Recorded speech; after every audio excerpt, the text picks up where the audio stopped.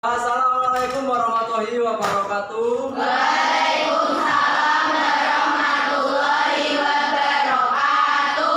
Oke, sebelum kita memulai pembelajaran pada pagi hari ini, alangkah baiknya kita memulai dengan berdoa terlebih dahulu. Oke, untuk ketua kelas silakan bisa memimpin berdoa. Semuanya, doa mulai.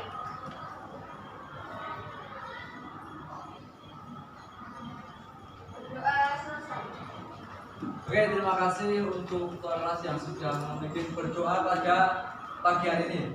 Oke, sebelum kita memasuki pembelajaran pada pagi hari ini, saya akan mengecek dulu kehadiran dari pagi hari ini. Jadi biar saya tahu siapa yang berangkat, baik itu yang bisa hadir, sakit maupun alfa gitu ya.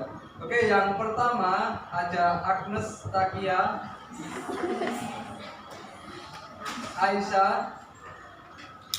Aisyah, Alamnia, Andita, Dia Sukma mana? Faiza. Oke. Kirana, Kunti, Lina, Marsha, Mona, Naura, Nabila, Riva, Yunita, Yunina, Zarfa. Oke, berarti untuk hari ini hadir semua, masuk semua ya. Oke, bagus. Oke, jadi di dalam keadaan yang cuacanya terus berganti, masih belum stabil, tapi kalian tetap jaga kesehatan sehingga bisa ikut ketika pembelajaran di kelas. Oke, sebelum kita memulai pembelajaran pada pagi hari ini, saya ingin memotivasi kalian dulu. Jadi nanti akan saya sampaikan salam Pancasila, nanti kita bersama-sama melafalkan, gitu ya. Oke, saya pimpin untuk salam Pancasila. Salam Pancasila. Lima sila, Pancasila, Pancasila, Jaya bangsa, NKRI, harga mati. Jadi nanti setiap pembelajaran PKN akan saya pandu juga kayak gitu biar jadi ciri khas juga ketika PKN ada kita mengenal salam Pancasila. Nah, mungkin sedikit memberikan motivasi juga ke kalian bahwa kalian ini sekarang duduk di bangku kelas 10.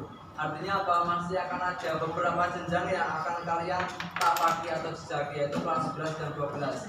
Makanya kalau bisa atau sebisa mungkin kalian meraih baik itu prestasi, baik itu potensi-potensi yang kalian itu bisa digali, dan nanti ketika kelas 12 itu kalian sudah punya bekal, misalkan mau melanjutkan ke jenjang selanjutnya, bisa mau kerja juga sudah punya modal dan potensi. Makanya selagi kalian sekarang di kelas 10, silakan dimanfaatkan potensi kalian, kemampuan kalian dibuat menjadi bekal. Gitu ya semuanya.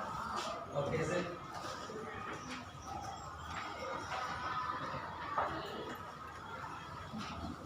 Oke, sekarang kita masuk ke pada pembelajaran. Silakan dibuka buku paket PKN-nya yang bawah, yang sudah bawah silakan dibuka bukunya, silakan dikeluarkan buku paket PKN.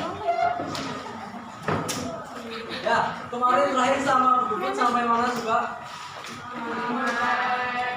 Mengenal norma-norma yang ada di Indonesia. Ya, betul. Itu yang terdapat di dalam bab 2 unit 2, yaitu mengenai norma-norma. Sebelumnya ada berapa norma yang sudah kalian pelajari atau ketahui? Apa aja? Norma asusila, norma sosial, norma hukum. Ya, betul. Jadi ada 4 norma yang dapat kita jadikan pedoman. Misalkan kita kok melanggar peraturan lalu lintas, itu masuk di norma apa? Hukum. Ya, betul. Jadi misalkan kita ada seorang wanita hamil atau seorang kakek atau nenek yang masuk di dalam kendaraan umum, lantas tetapi kita tidak memberikan kesempatan mereka untuk duduk, itu kita berarti melanggar norma apa? Kesopanan dan atau sosial. Jadi kita juga selain kita ada norma hukum, kita juga mengenal hal-hal kayak gitu. Jadi itu kita tahu tata krama atau sopan santun di dalam masyarakat. Oke, buat sekarang kita masuk kepada bab selanjutnya yaitu unit 3. Unit 3. Unit 3 itu mengenai hubungan Pancasila dan betul.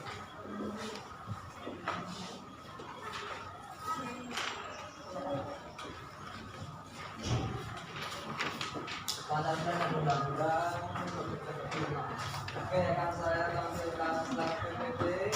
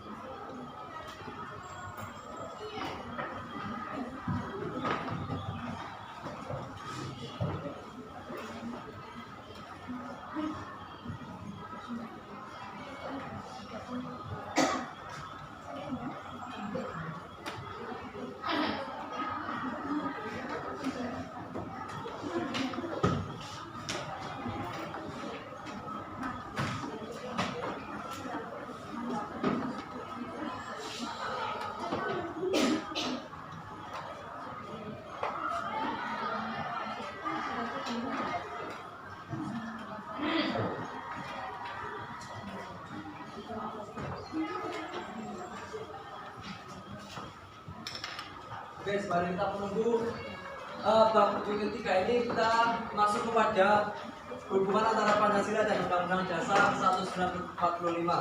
Oke, jadi antara Pancasila dan Undang-Undang itu merupakan satu kesatuan yang tidak terpisahkan. Artinya apa? Ketika kita berbicara mengenai Pancasila, itu tidak lepas dari Undang-Undang Dasar 1945. Hubungannya bagaimana? Kita lihat dari satu persatu. Oke, yang pertama ada Pancasila dan juga Undang-Undang Dasar. Oke, Pancasila itu disebut sebagai sumber dari segala sumber hukum. Sedangkan Undang-Undang disebut sebagai apa? Sumber hukum tertinggi di Indonesia. Jadi jangan sampai kebalik ya. Jadi kalau sumber dari segala sumber hukum itu Pancasila, kalau tertinggi itu Undang-Undang Dasar 1945. Kenapa begitu? Undang-Undang Dasar itu bisa dikatakan adalah penjabaran atau implementasi dari sila-sila Pancasila.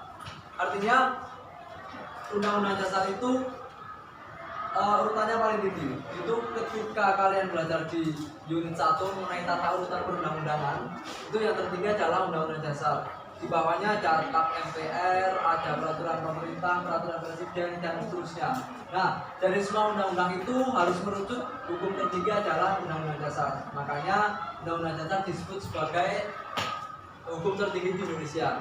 Sedangkan Pancasila disebut sebagai sumber dari segala sumber hukum. Artinya dalam membuat aturan, baik itu undang-undang dan seterusnya, tidak boleh bertentangan dengan Pancasila.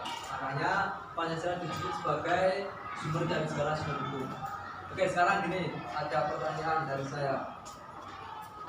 Pancasila, seiring bertambahnya tahun, seiring bertambahnya zaman, misalkan nanti di tahun 2090, 2100 dan seterusnya, baik itu berganti zaman juga, apakah Pancasila itu dapat berganti?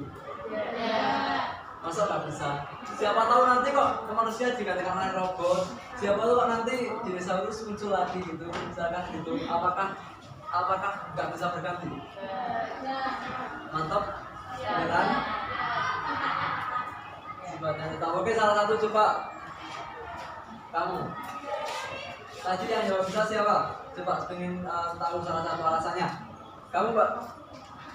menurut kamu kenapa kok tidak bisa diganti? Kata-kata tetap.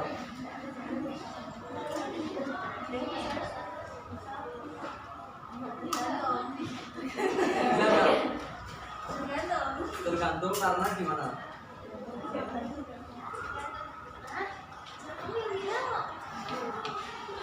Ya, oke yang lain.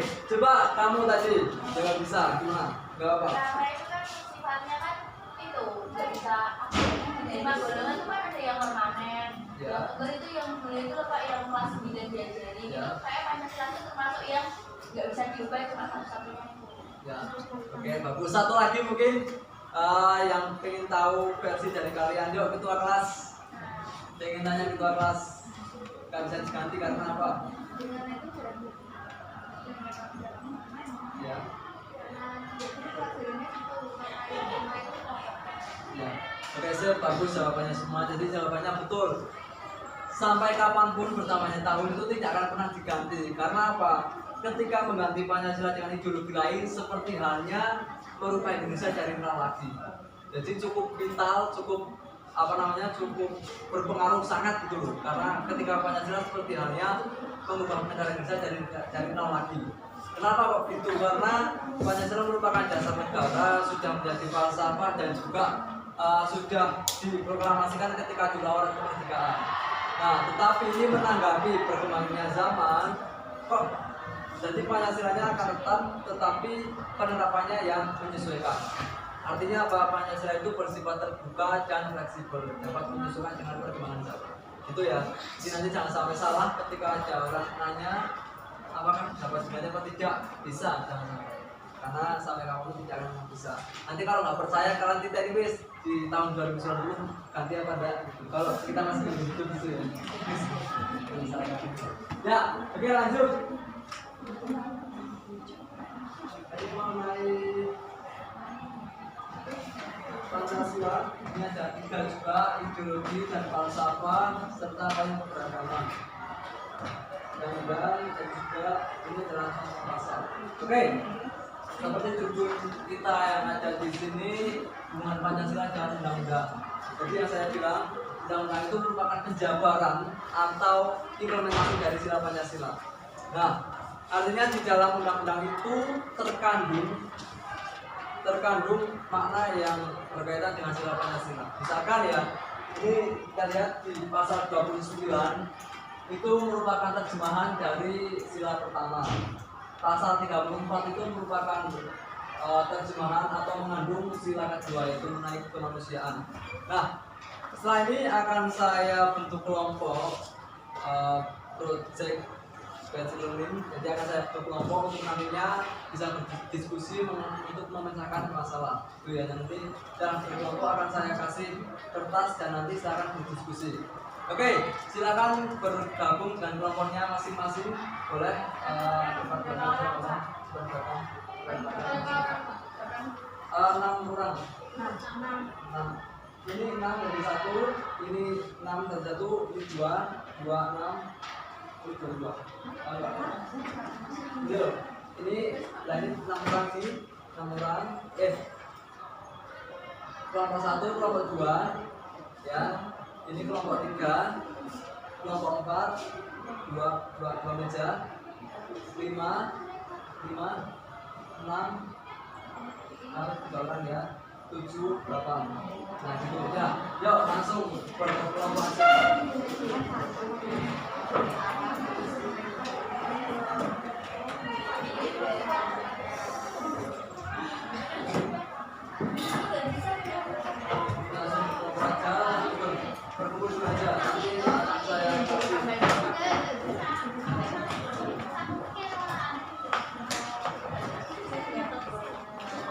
Oke, yang penting melompat dulu.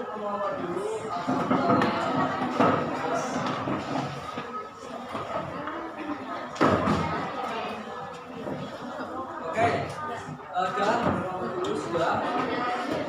Ini nanti yang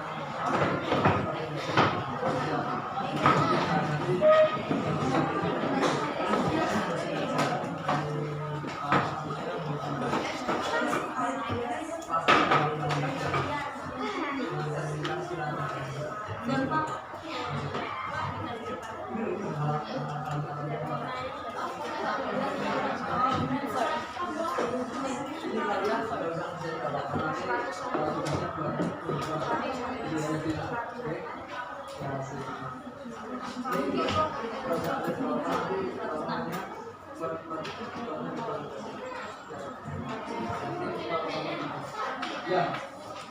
dibuatnya sih bukan ini loh, halaman 84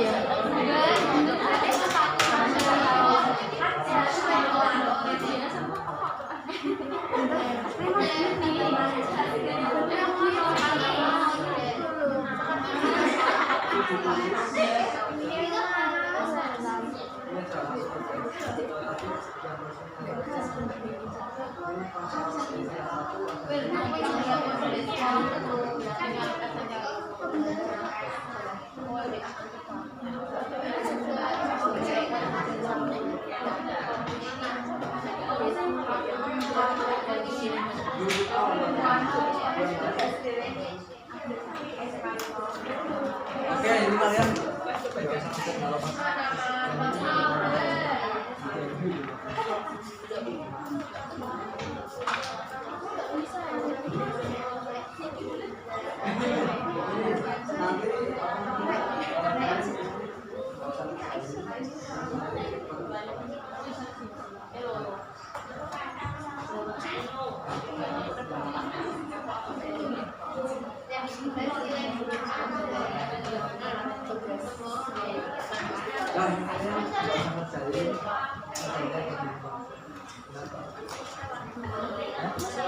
kenapa nanti tasnya apa namanya tas di DPT itu sampai di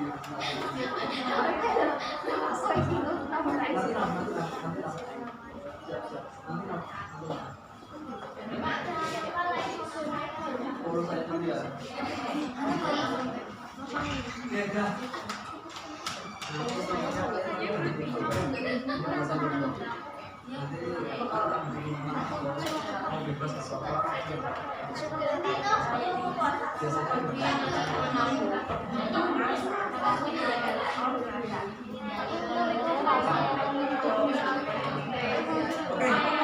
sekarang sempat aja.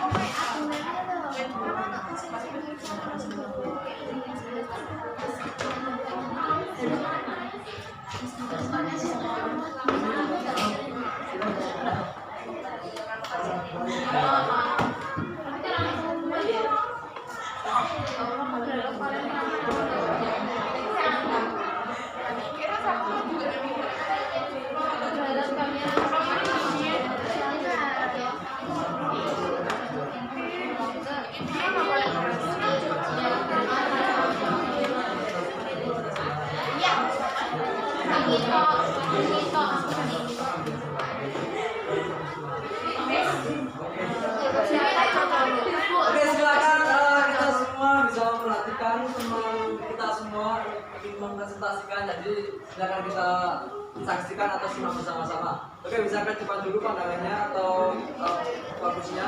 Yuk maju semua dulu.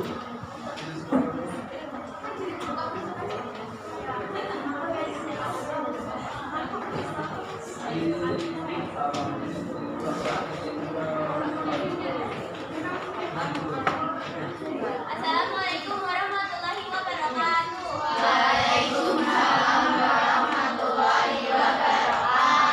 Selamat pagi semuanya. Kami di sini ingin mempresentasikan tentang hubungan Pancasila dengan Undang-Undang Dasar tahun 1945. Saya Srila Putri Nurhasyanika, angkatan 12, dan nomor 28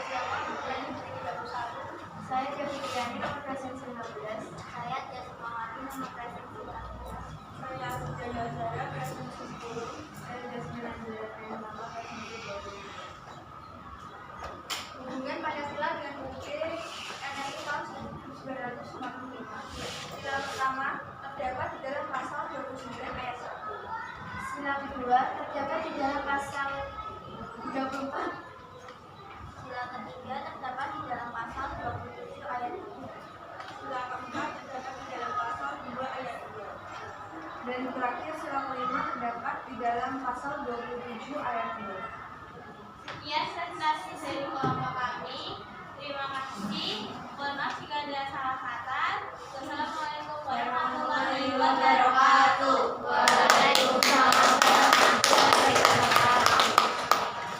Oke, terima kasih untuk kelompok 1 yang sudah menjadi contoh untuk presentasi pada pagi hari ini. Ya oke, mungkin semuanya bisa kembali dulu ke tempatnya masing-masing. Masing-masing bisa kembali dulu ke tempatnya masing-masing. Oke, bisa kembali dulu ke tempatnya masing-masing.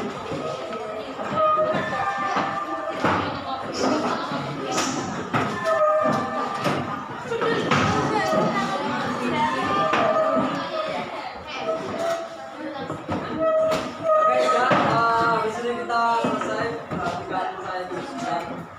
Ya, oke, mungkin tadi sudah dipresentasikan oleh salah satu kelompok dari teman kalian. Nanti kita semua bisa belajar bersama, kita semua bisa mencermati bersama.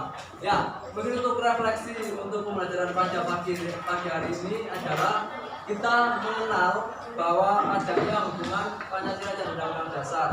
Artinya di dalam pasal-pasal undang-undang itu terdapat makna yang mengisyaratkan dari masing-masing sila Pancasila. Artinya dari pasal tersebut kita dapat mengetahui, oh pasal sekian menjelaskan atau berhubungan dengan sila sekian dan seterusnya.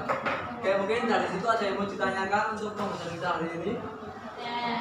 Dan cukup jelas semua. Oke, kalau sudah cukup jelas semua, nantinya akan saya berikan tugas untuk minggu depan. Nanti kita belajar bersama lagi untuk minggu depan.